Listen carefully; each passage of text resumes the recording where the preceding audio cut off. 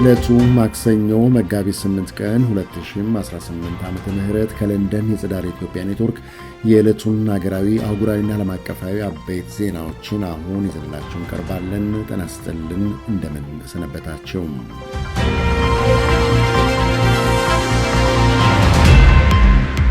በለንደን ኢትዮ ሆም 2026 በሚል ኤክስፖ ሊካሄድ መሆኑ ተገለጸ። ለንደን ከሚገኘው የኢትዮጵያን ኤምባሲ ማህበራዊ ትስስር ገጽ ላይ ያገኘነው መረጃ እንደሚጠቁመው ኤክስፖ በዩናይትድ ኪንግደም ከተሞች የሚገኙ ኢትዮጵያውያንና ትውልደ ኢትዮጵያውያን የመኖሪያ ቤት ፍላጎታቸውን ለማሟላት ያለመ ነው ብሏል። በመጪው ግንቦት 23 እስከ ግንቦት 25 2026 በሚካሄደው ኤክስፖም ከኢትዮጵያ ከ35 በላይ ግንባር ቀደም የሪል ስቴት አልሚዎች፣ የፋይናንስ ተቋማት፣ ፖሊሲ አውጪዎችና ዳያስፖራው ይሳተፋሉ ተብሎ እንደሚጠበቅ ከማህበራዊ ትስስር ገጹ ላይ ያገኘነው መረጃ ይገልጻል። ዳያስፖራውን ለረጅም ጊዜ ሲጠይቅ ለቆዩ ጥያቄዎች ምላሽ የሚሰጥበትና መተማመን ለመገንባት ይህ ኤክስፖ ወሳኝ አጋጣሚ ነው ሲል የኤምባሲው መረጃ አመልክቷል። ሁሉንም ወገን በአንድነት ለማገናኘት ያለመ ነው የተባለው ይህ ኤክስፖ ዳያስፖራውን በቤት ልማት ላይ ያሉትን ጥያቄዎች፣ ጥርጣሬዎችና ውጣ ውረዶችን የሚመለከታቸውን አካላት ፊት ለፊት በማግኘት የመጠየቅ ዕድል እንደሚፈጥርለትም ተገልጿል።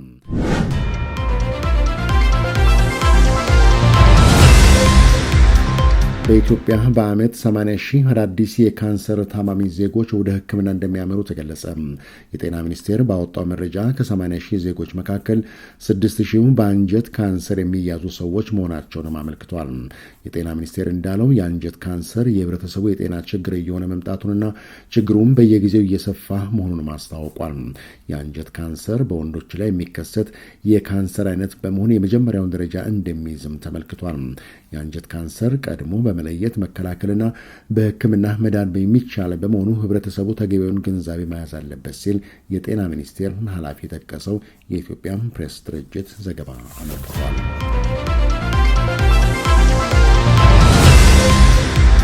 ቢሊዮነሩም አሊኮ ዳንጎቴም በኢትዮጵያ ለሚገነባው የዩሪያ ማዳበሪያ ፋብሪካ የ4.2 ቢሊዮን ዶላር የተፈጥሮ ጋዝ አቅርቦት ስምምነት ተፈራረሙ።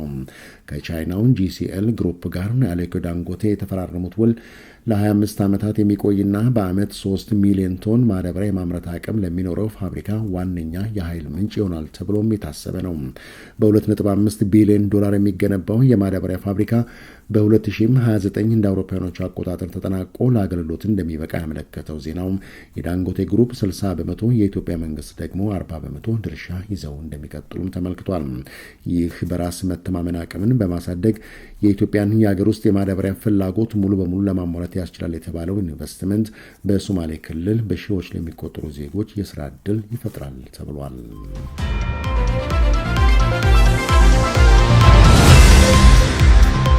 የእስራኤል የመከላከያ ኃይል የኢራኑን የሀገር ውስጥ ደህንነት ኃላፊ መግደሏን አስታውቃለች። የኢራን የደህንነት ኃላፊ የሆኑት አሊ ላርጃኒን በሚኖሩበት አፓርትመንት ውስጥ ከልጃቸው ጋር እንዳሉ መገደላቸውን የእስራኤል መገናኛ ብዙኃን እየዘገቡ ነው።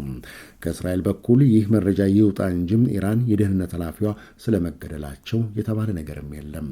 የእስራኤል መንግስት መረጃም እውነተኛ ከሆነ ኢራን በ3 ሳምንት ውስጥ ካጣቻቸው አያቶላ ሆሜኒ ቀጥሎ ሁለተኛው ትልቁና ወሳኝ የኢራን ሰው ይሆናሉ ተብሏል።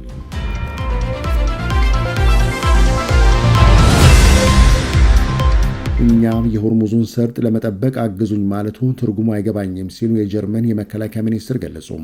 እናንተ ያልቻላችሁትን እኛ እንዴት ሲሉም ጠይቀዋል። ይህ የእኛ ጦርነት አይደለም፣ እኛም አልጀመርነውም ያሉት የመከላከያ ሚኒስትሩን ቦሪስ ጥቂት የአውሮፓ ሀገሮች የጦር መርከቦችን በሆርሙዝ እንዲሰማሩ መጠየቅ አስገራሚ ነው ብለዋል። ጀርመን ምንም አይነት ወታደራዊ ተሳትፎ ባይኖራትም የሆርሙዝ ሰርጥ ሰላማዊ እንዲሆን የዲፕሎማሲ ጥረቷን ግን አጠናክራ እንደምትቀጥል ነው የገለጹት።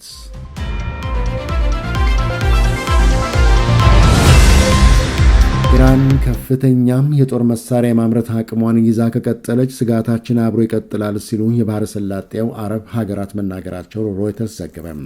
የኢራን አቅም ሳይዳከም አሜሪካ ጥቃቷን እንዳታቆም እየወተወቱ መሆናቸውን የተለያዩ የመረጃ ምንጮችን በመጥቀስ ሮይተርስ ዛሬ ባወጣው ዘገባ አመልክቷል። የባህረ ሰላጤው ሀገራት መጀመሪያ ላይ አሜሪካ ከኢራን ጋር ጦርነት ውስጥ እንዳትገባ ጥያቄ ባያቀርቡም ከኢራን በደረሰባቸው ጥቃት ምክንያት ግን የኢራን አቅም ሳይዳከም ጦርነቱ እንዳይቆም ጠይቀዋል ሲል በዘገባው አስፍሯል።